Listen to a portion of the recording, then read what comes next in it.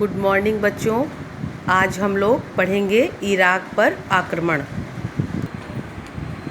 Operation Iraqi freedom. 19 मार्च 2003 को America ने operation Iraqi freedom के हूट नाम से इराक पर सैन्य हमला किया। अमेरिकी कार्रवाई वाले आकांक्षियों के गठबंधन में 40 से अधिक देश इसमें शामिल थे। कुछ ही दिनों में सद्दाम हुसैन की सरकार का पतन हो गया और संयुक्त राष्ट्र संघ ने इस हमले की अनुमति भी नहीं दी थी, यानी कि इसकी अनुमति नहीं मिली थी। लेकिन उसके बावजूद भी जो है इराक पे अमेरिका ने आक्रमण करके इस तरह से सद्दाम हुसैन का पतन कर दिया। अब है इसके उद्देश्य।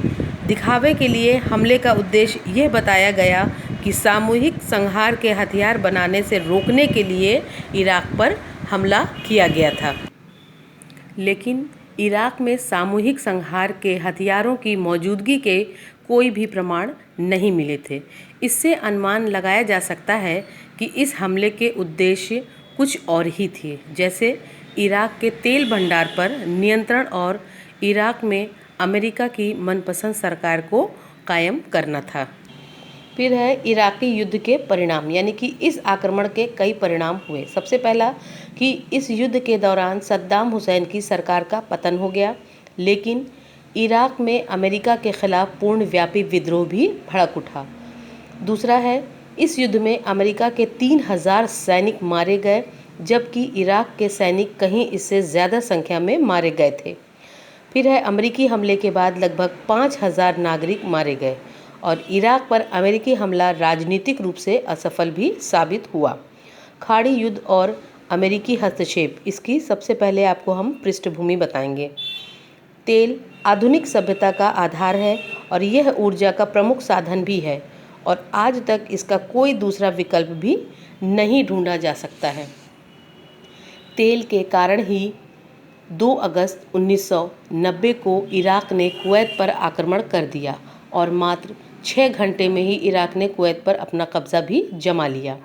कुवैत पर इराक का आधिपत्य यानी कि अधिकार हो जाने पर इराक की इस घोषणा ने कि वह कुवैत को किसी भी स्थिति में खाली नहीं करेगा कि ऐसी भी स्थिति हो गई और राष्ट्रपति बुश को यह अवसर प्रदान कर दिया कि वो सद्दाम हुसैन के विरुद्ध कार्रवाई भी कर सके। फिर है बच्चों खाड़ी देश में अमेरिका के उद्देश्य, यानी कि खाड़ी देश में अमेरिका के क्या उद्देश्य थे। इराक द्वारा कुवैत को खाली ना करने की स्थिति में अमेरिका के सामने कई प्रमुख लक्ष्य थे। पहला, पश्चिमी एशिया के देशों में तेल की आपूर्ति होने वाले खतरे का निवारण। इजराइल की सुरक्षा को आंच न आने देना। तीसरा, सद्दाम हुसैन के परमाणु शस्त्रों व कारखानों को नष्ट करना। चौथा, समूचे खाड़ी देश में शक्ति संतुलन बनाए रखना। पांचवा, इराक की विस्तारवादी सोच पर प्रतिबंध लगाना। छठा, इराक को पश्चिमी एशिया के राजनीतिक मानचित्र में परिवर्तन के अवसर भी देना था। और सातवां है विश्व की एकमात्र शक्ति के रूप में अमेरिका की छवि तथा अमेरिका नेतृत्व की विश्वसनीयता को भी बनाए रखना था।